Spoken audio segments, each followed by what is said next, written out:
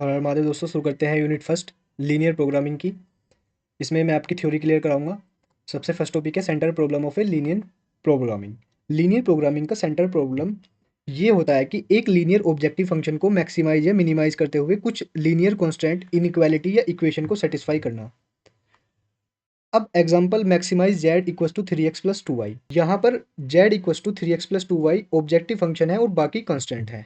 कुछ डेफिनेशन देख लीजिए। ऑब्जेक्टिव फंक्शन वो फंक्शन जो मैक्सिमाइज या मिनिमाइज करना होता है। Example maximise Z equals to 5x+3y। Constant वो रेस्ट्रिक्शन या लिमिटेशन जो डिसीजन वेरिएबल पर लगती है। Example x+2y less than equal to 6। Feasible solution वो सॉल्यूशन जो सारे कॉन्स्टेंट को सेटिस्फाई करता हो।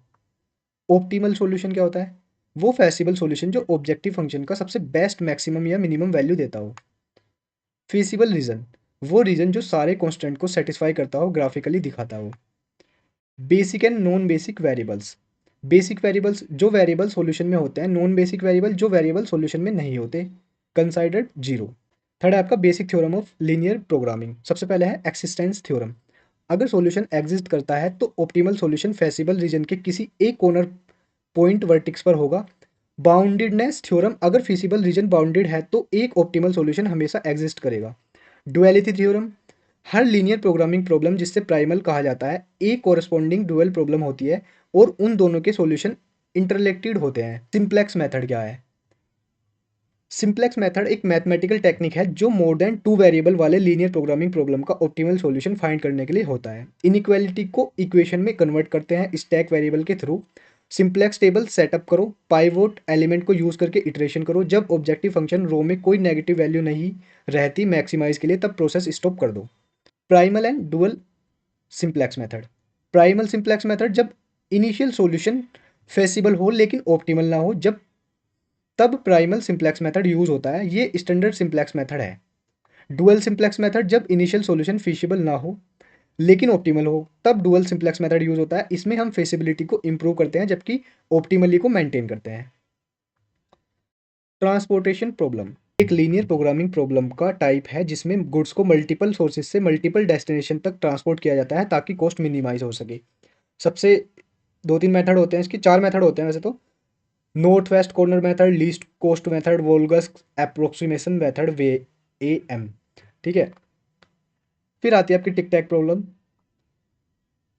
असाइनमेंट प्रॉब्लम आती है आपकी। ये एक स्पेशल टाइप का लीनियर प्रोग्रामिंग प्रॉब्लम है जिसमें टास्क को एजेंट जैसे वर्कर को असाइन किया जाता है ताकि टोटल कॉस्ट या टाइम मिनिमाइज हो सके, प्रॉफिट मैक्सिमाइज हो सके।